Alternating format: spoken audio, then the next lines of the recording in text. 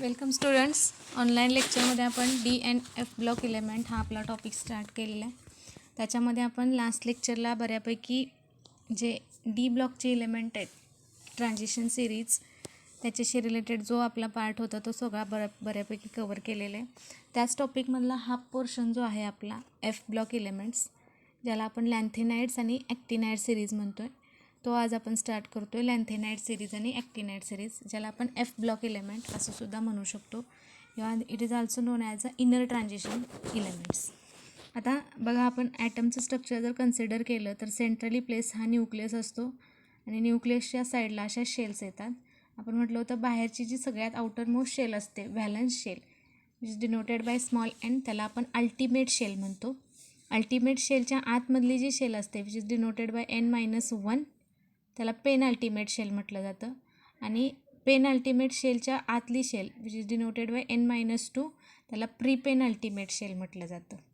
मग ही जी प्री पेन अल्टिमेट शेल आहे ती शेल किंवा ती सबशेल लॅन्थेनाइड आणि ॲक्टिनाइड सिरीजमध्ये किंवा F ब्लॉक एलिमेंटमध्ये ह्या सबशेलमध्ये सक्सेसिव्हली इलेक्ट्रॉन फिलअप केले जातात आणि ह्या शेललाच इनर ट्रान्झिशन सिरीजचे एलिमेंट असं म्हटलं जातं. कारण इथं सक्सेसिव्हली भरली जाणारी शेल कुठले तर N-2 pre penultimate shell जे आहे which is related to the F orbital ही भरली जाते. त्यामुळे ह्यांना आपण F ब्लॉकचे एलिमेंट म्हणतो.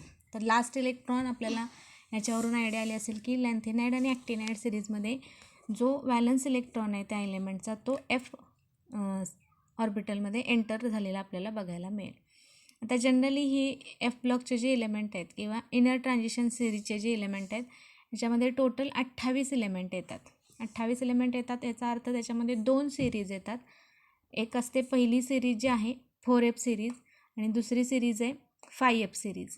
तर 4F सिरीज जी आहे त्यालाच लॅन्थेनाइड सिरीज म्हटलं जातं आणि 5F सिरीज जी आहे तिलाच ॲक्टिनाइड सिरीज असं म्हटलं जातं. 2 ज्या सिरीज आहेत प्रत्येक सिरीजमध्ये 14 एलिमेंट येतात. म्हणजे लॅन्थेनाइड 14 आणि ॲक्टिनाइडचे 14 एलिमेंट असे टोटल दोन्ही मिळून हे 28 एलिमेंटचा हा ब्लॉक आहे. पिरियॉडिक टेबलमध्ये जर आपण कन्सिडर केलं तर पिरियॉडिक टेबलच्या बॉटमला ह्याला प्लेस केलेलं आहे. ऑलरेडी ह्याची पोझिशन जर कन्सिडर केली आपण तर ह्याला प्लेस करताना अगदी सुरुवातीला डी ब्लॉकमध्येच इन्क्ल्यूड केलेलं आपण बघू शकतो. म्हणजे जी आपली डी सिरीजमधली 6D आणि 7D अशा ज्या सिरीज आहेत म्हणजे पिरियड नंबर 6 आणि पिरियड नंबर 7 जो आहे ह्याच्यामध्येच ह्याला प्लेस केलेलं आपल्याला बघायला मिळेल.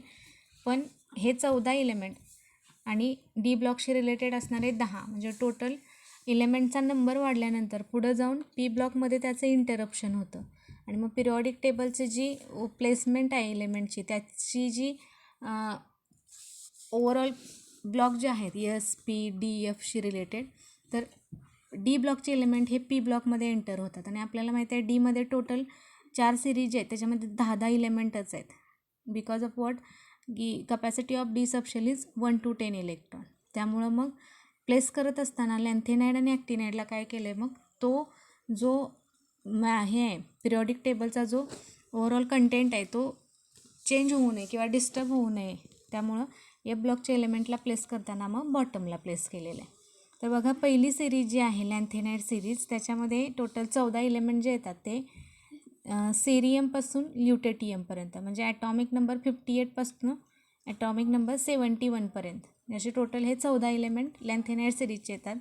आणि ॲक्टिनाइड सिरीजमध्ये थोरियमपासून लॉरेन्सियमपर्यंत म्हणजे ॲटॉमिक नंबर 90 to 103 103 ॲटॉमिक नंबरपर्यंत ही ॲक्टिनाइड सिरीज असलेली आपल्याला बघायला मिळेल. जनरली ह्या सिरीजमध्ये जर कन्सिडर केलं F ब्लॉक एलिमेंट जे आहे त्याच्यामध्ये कसं असतं, पार्टली फील्ड तुमचे इनर ऑर्बिटल असतात. म्हणजे N-2 ऑर्बिटल ह्याच्यामध्ये इन्क्ल्यूड केले which is known as a pre penultimate shell. आणि ह्यांचं जे कॉन्फिगरेशन आहे किंवा ओव्हरऑल इंटरमिडिएट प्रॉपर्टी ह्या F ब्लॉकच्या बघायला मिळतात. म्हणजे जनरली S ब्लॉक आणि इलेक्ट्रोनिगेटिव्ह P ब्लॉक जे आहेत ह्यांच्या इन बिटवीनच ह्यांच्या पण प्रॉपर्टी असलेल्या बघायला मिळतात आणि त्यांना मग इनर ट्रान्झिशन एलिमेंट ह्या कारणामुळं म्हटलं जातं. जसं ट्रान्झिशन आणि इनर ट्रान्झिशन एलिमेंट असे 2 पार्ट आहेत ना. ट्रान्झिशनला पण आपण ट्रान्झिशन का म्हणतो, कारण ह्या एलिमेंटच्या प्रॉपर्टी ह्या S आणि P ब्लॉकच्या इन बिटवीन आहेत. तसंच इनर ट्रान्झिशनच्या बाबतीत पण तेच रिझन, इलेक्ट्रोपॉझिटिव्ह आणि इलेक्ट्रोनिगेटिव्ह दोन्ही कॅरेक्टर ह्या एफ ब्लॉकमध्ये आपल्याला बघायला मिळतात. त्यामुळे ह्यांना इनर ट्रान्झिशन सिरीजचे इलेमेंट म्हटलं जातं. सेम वे ह्याच्यामध्ये फिलअप होत असताना n-2 एफ ऑर्बिटल जे आहे which is known as a pre penultimate shell ती सक्सेसिवली भरली जाते. ओके, तर हा झाला introductory part of regarding to the F block element. तर एफ ब्लॉक इलेमेंटच्या प्रॉपर्टीज कन्सिडर केल्या आपण, तर प्रॉपर्टी पण त्याच्या सिम्पल आहेत. मला क्वेश्चन याच्यावरती विचारला जाऊ शकतो, what are the properties of F block element. तर त्याच्यामध्ये पहिली प्रॉपर्टी आहे बघा, एफ ब्लॉक इलेमेंटशी रिलेटेड इलेक्ट्रॉन जे आहेत ते n-2 एफ सबशेलमध्ये ॲड केले जातात. म्हणजे कुठल्याही इलेमेंटचं इथलं कॉन्फिगरेशन जर आपण कन्सिडर केलं तर त्या इलेमेंटच्या बाबतीत म्हणजे तुम्ही लॅन्थेनाइड सिरीज घेतली किंवा ॲक्टिनाइड सिरीज घेतली तर सक्सेसिवली येणारे जे इलेक्ट्रॉन आहेत ते हे एफ ऑर्बिटलमध्ये ॲड झालेले बघायला मिळतात. आणि एफ ऑर्बिटलची कपॅसिटी किती आहे तर मॅक्झिमम 14 इलेक्ट्रॉन ह्याच्यामध्ये बसू शकतात. म्हणजे 1 to 14 अशी ॲडिशन असणार आहे. म्हणजे आपण जसं डी ब्लॉकमध्ये बघितलं ना, स्कॅन्डियममध्ये D1 केस आहे, नंतर टिटॅनियममध्ये D2 केस आहे and so on D3, D4, D5 अशा फॉर्ममध्येच लॅन्थेनाइड आणि ॲक्टिनाइड सिरीजमध्ये एफ ही जी सबशेल आहे तुमची इनर ट्रान्झिशन सिरीजची एफ ऑर्बिटल जे आहे त्याच्यामध्येच इलेक्ट्रॉन ॲड केले जातात. एक एक इलेक्ट्रॉन सक्सेसिवली फिलअप केला जातो. दुसरी प्रॉपर्टी कन्सिडर केली तर जशा डी ब्लॉकच्या प्रॉपर्टी आहेत सेम त्या टाईपमध्ये सिमिलर प्रॉपर्टी ह्या एफ ब्लॉकच्या एलिमेंटच्या असलेल्या पण बघायला मिळतात.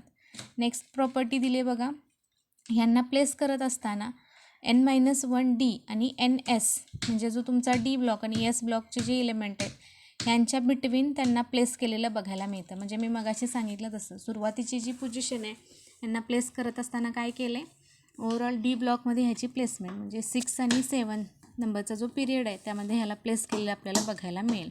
तर एफ ब्लॉकचे एलिमेंट जे आहेत ते 2 सिरीज कन्सिस्ट करतात तुमच्या. पहिली सिरीज आहे लॅन्थेनाइड सिरीज, दुसरी सिरीज आहे ॲक्टिनॉइड सिरीज. आता ह्या सिरीजशी रिलेटेड लॅन्थेनाइड आणि ॲक्टिनॉइड अशी त्यांची नेम्स का आली तर लॅन्थेनाइड सिरीजमधला जो 57 नंबरचा जो तुमचा एलिमेंट आहे लॅन्थेनम त्याच्या नावावरून ह्या सिरीजला लॅन्थेनॉइड सिरीज असं नेम आहे.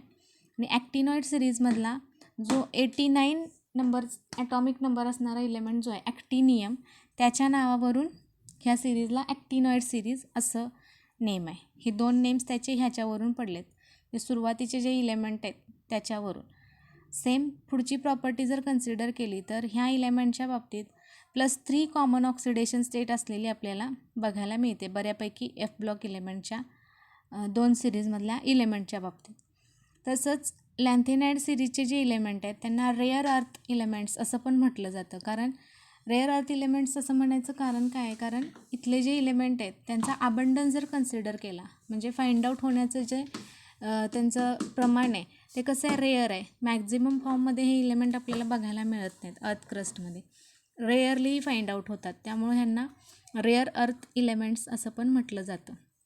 नेक्स्ट आहे यांच्या ॲटॉमिक आणि आयनिक रेडियाई जे आहेत लॅन्थेनाइड असेल किंवा ॲक्टिनाइड असेल लेफ्ट टू राईट त्या डिक्रीज झालेल्या आपल्याला बघायला मिळतात. आता लेफ्ट टू राईट म्हणजे पिरियड्समध्ये असं जर कन्सिडर केलं म्हणजे फ्रॉम लॅन्थेनम टू लास्ट वन ल्युटेटियमपर्यंत किंवा फ्रॉम ॲक्टिनियम टू लॉरेन्सियमपर्यंत यांच्या ॲटॉमिक आयनिक रेडियाची व्हॅल्यू डिक्रीज झालेली बघायला मिळते.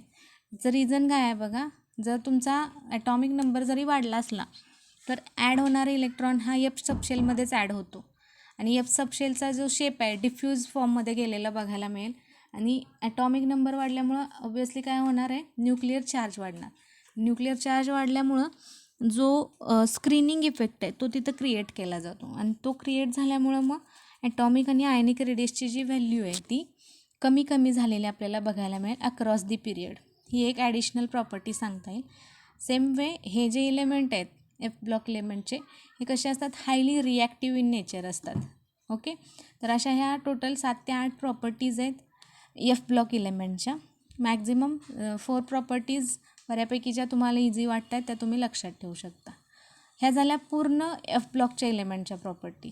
सिमिलरली सिम्पल फक्त आपल्याला लॅन्थेनाइडच्या प्रॉपर्टी बघायच्या असतील तर त्या पण आपण डिस्कस करू शकतो. आता बघा, नुसते लॅन्थेनाइड जर कन्सिडर केले म्हणजे ॲटॉमिक नंबर तुमचा 58 to 71 म्हणजे सिरियमपासून ल्युटेटियमपर्यंत जर इलेमेंट कन्सिडर केले, ल्युटेटियम हॅविंग ॲटॉमिक नंबर 71, सेरियम 58, म्हणजे 58पासून 71पर्यंतचे जे इलेमेंट आहेत ते सगळे तुमचे लॅन्थेनाइड सिरीजमध्ये येणार. आणि ह्या इलेमेंटच्या मग काय प्रॉपर्टी असू शकतात, तर बघा पहिली प्रॉपर्टी आहे तशी त्यांची, हे सगळे इलेमेंट कसे आहेत, they are soft metal with silvery white colour. म्हणजे जनरली ह्यांचा नेचर जर कन्सिडर केलं हे सॉफ्ट मटेरियल असल्यासारखे असतात आणि ॲपिअरन्सच्या बाबतीत जर बघितलं तर सिल्वर कलर, व्हाईट कलर अशा फॉर्ममध्ये हे इलेमेंट आपल्याला बघायला मिळतात. मॉडरेट डेन्सिटी असते ह्या इलेमेंटच्या बाबतीत. ओके, डेन्सिटीची व्हॅल्यू पण तिथं दिलेली आहे. तिसरी प्रॉपर्टी दिली, हे जे इलेमेंट आहेत लॅन्थेनाइड सिरीजचे हे हीट आणि इलेक्ट्रिसिटीचे गुड कंडक्टर राहतात.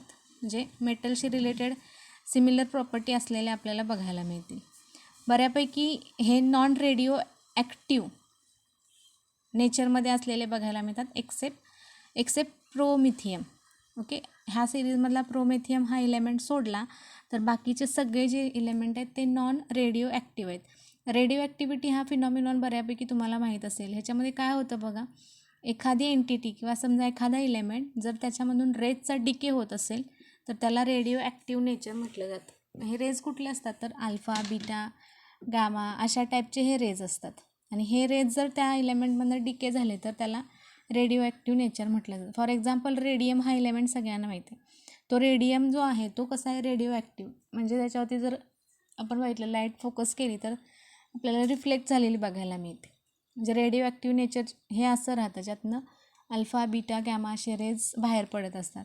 मग लॅन्थेनाइड सिरीजमधला फक्त प्रोमिथियम हा इलेमेंट रेडिओ ॲक्टिव्ह राहतो, बाकीचे सगळे तसा फिनॉमिनॉन दाखवत नाही.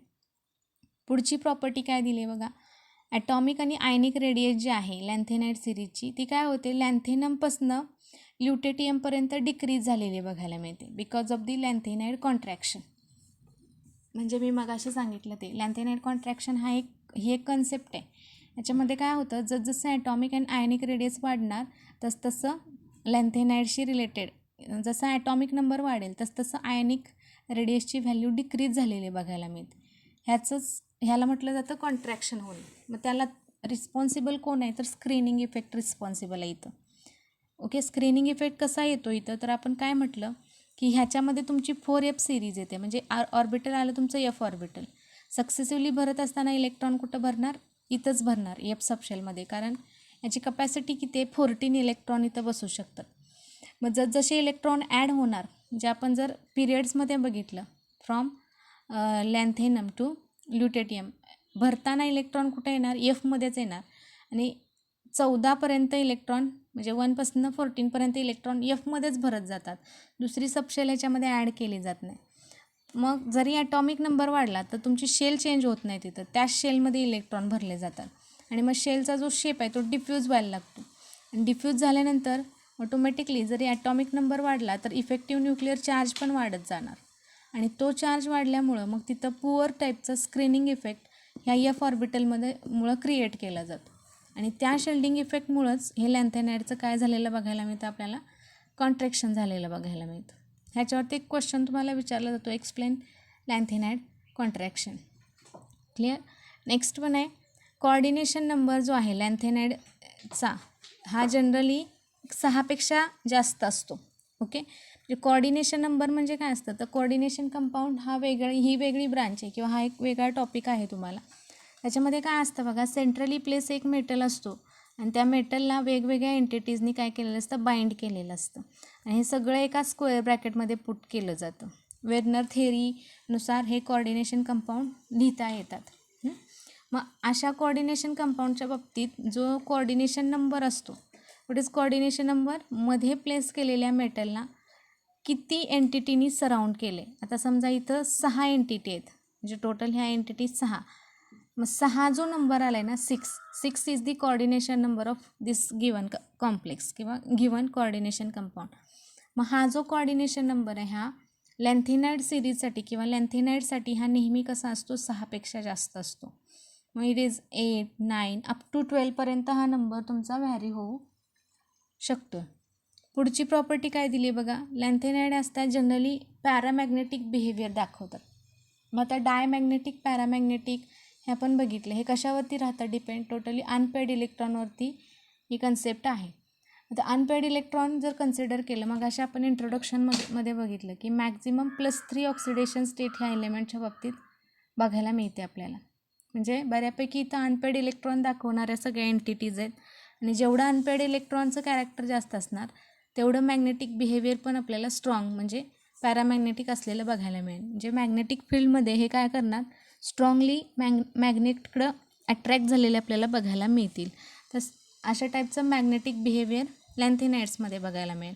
सेम वे ऑप्टिकल प्रॉपर्टी आणि मॅग्नेटिक प्रॉपर्टी ज्या आहेत ह्या इंडिपेंडंट राहतात एन्व्हायरमेंटशी रिलेटेड, लॅन्थेनाइड सिरीजशी रिलेटेड. ओके, हे दोन जे पॉईंट आहेत प्रॉपर्टीज ऑफ लॅन्थेनाइड्स, हा 2 मार्काचा क्वेश्चन आहे ज्यावरती तुम्हाला विचारलं जाऊ शकतं. एनी 4 प्रॉपर्टीज ज्या तुम्हाला इझी वाटतील त्या. The next point is electronic configuration of लॅन्थेनाइड्स.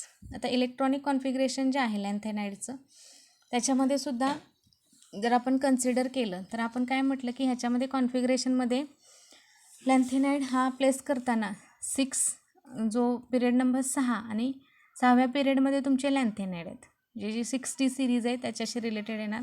7व्या पिरियडमध्ये तुमचे ॲक्टिनाइड आहेत. 6D सिरीजशी रिलेटेड आपण पुढं कन्सिडर केलं तर ह्याच्यामध्ये outer most valence electronic configuration lanthanide सिरीजला प्रिसिडिंग एलिमेंट तुमचा झिनॉन येतो पी ब्लॉकमधला, त्यामुळे लिहिताना त्याला स्क्वेअर ब्रॅकेटमध्ये लिहिलं आहे. आणि व्हॅलन्स इलेक्ट्रॉनिक कॉन्फिगरेशन पूर्ण लॅन्थेनाइड सिरीजचं जर कन्सिडर केलं तर इथं तुम्ही बघू शकता 1 मार्कचा हा क्वेश्चन आहे. It is denoted bye XE हा प्रिसिडिंग एलिमेंट आहे, 4F 0 to 14, 5D 0 to 2 आणि 6S2. हे पूर्ण लॅन्थेनाइड सिरीजचं व्हॅलन्स इलेक्ट्रॉनिक कॉन्फिगरेशन आहे. 0 to 14 असं का आलं, कारण जर आपण 14 एलिमेंट कन्सिडर केले ना, यू कॅन सी इयर इथं बघू शकता बघा एक्सपेक्टेड ह्याच्यामध्ये तुम्हाला काय दिसतंय तर F ऑर्बिटल जे आहे तुमचं कसं भरत गेलं आहे 1 2 3 4 5, म्हणजे हे 0 to 14 याचा अर्थ कळतो आहे एक एक इलेक्ट्रॉन इथं काय झालेला बघायला मिळेल आपल्याला, ॲड झालेला बघायला मिळेल F सबशेलमध्ये. D सबशेलसुद्धा 0 to 2 अशी व्हॅल्यू दिली.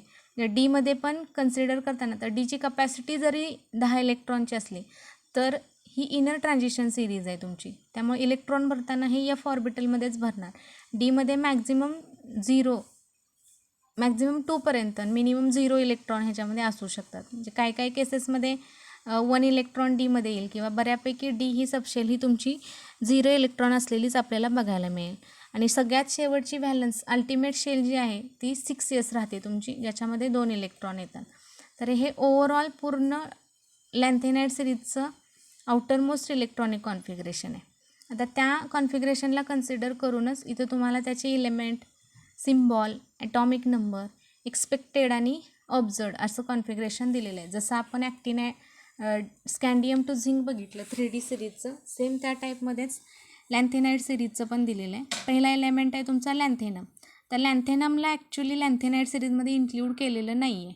सिरियमपासून पुढं आपली लॅन्थेनाइड सिरीज आहे. लॅन्थेनमच्या नावावरून या सिरीजला लॅन्थेनाइड सिरीज म्हटलं. तर त्याच्यावरून कॉन्फिगरेशन जर कन्सिडर केलं तर सिरियम हा एलिमेंट बघा 58 ॲटॉमिक नंबर आहे. आपण काय म्हटलं की 58 ॲटॉमिक नंबरशी रिलेटेड त्यांच्या व्हॅलन्स सबशेल ह्याच येणार 4F 5D आणि 6S2. आता इथं बघू शकता तुम्ही व्हॅलन्स इलेक्ट्रॉन जे आहेत ते भरत असताना कसे भरलेत, सक्सेसिवली तुमचं F ऑर्बिटल भरलेलं बघायला मिळेल. Fमध्ये 1 5D 1 आणि 6S2 अशा फॉर्ममध्ये कॉन्फिगरेशन राहील. ओके, एक्सपेक्टेड आणि ऑब्झर्व फॉर्ममध्ये. आता ह्याच्या बाबतीतसुद्धा 2 जे इलेमेंट आहेत म्हणजे गॅडोलिनियम पुढचा आणि शेवटचा ल्युटेटियम, याच्यामध्ये कन्सिडर केला आपण तर जो चेंज आहे तो कॉन्फिगरेशनमधला चेंज तुम्ही इथं कन्सिडर करू शकता.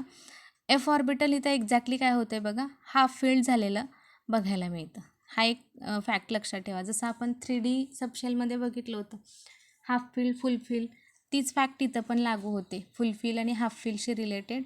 आणि मग इथं मार्क करून दिलेलं आहे ॲबनॉर्मल टाईपचं कॉन्फिगरेशन असलेलं आपल्याला इथं बघायला मिळेल.